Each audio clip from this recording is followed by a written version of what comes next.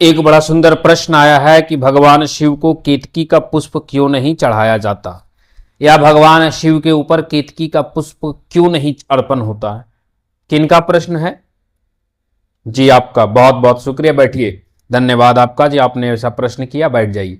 देखिए, केतकी का पुष्प भगवान शिव को नहीं चढ़ता, इसका दो कारण है।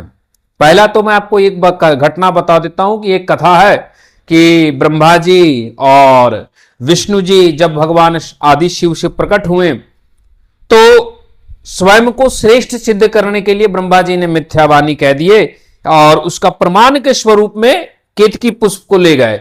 तो भगवान शिव ने श्राप दिए, बोले कि हे ब्रह्मदेव, आपने हमसे मिथ्यावाणी कही, इसीलिए जगत में आपकी पूजा नहीं होगी।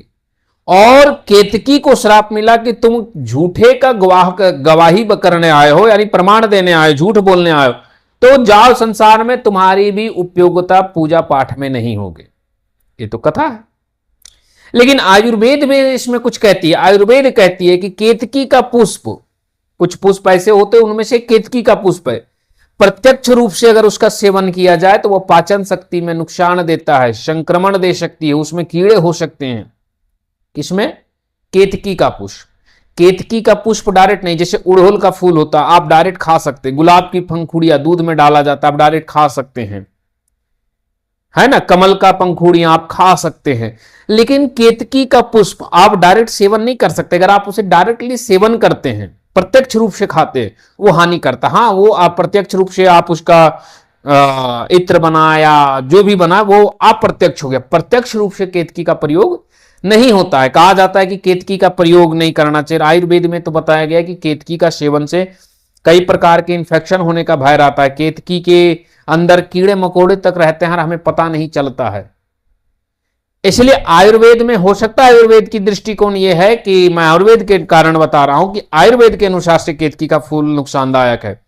तो हो सकता है कि यह भी कारण हो कि भगवान शंकर उसे पहले ही साइड कर दिया, और आयुर्वेद की दृष्टिकोण से कि अगर केतकी का पुष्प भगवान शिव के शिवलिंग पे चढ़ाया जाएगा, वहां अभिषेक होगी, तो डायरेक्टली या इनडायरेक्टली प्रत्यक्ष चला ही जाएगा पेट में, है ना। लोग दूध में आजकल गुलाब की पंखुड़ी, कमल की पंखुड़ी मिलाकर के अभिषेक करते, तो वो तो केतकी का भी फूल मिला देते और इससे हमारे शरीर को हानि पहुंच सकती थी।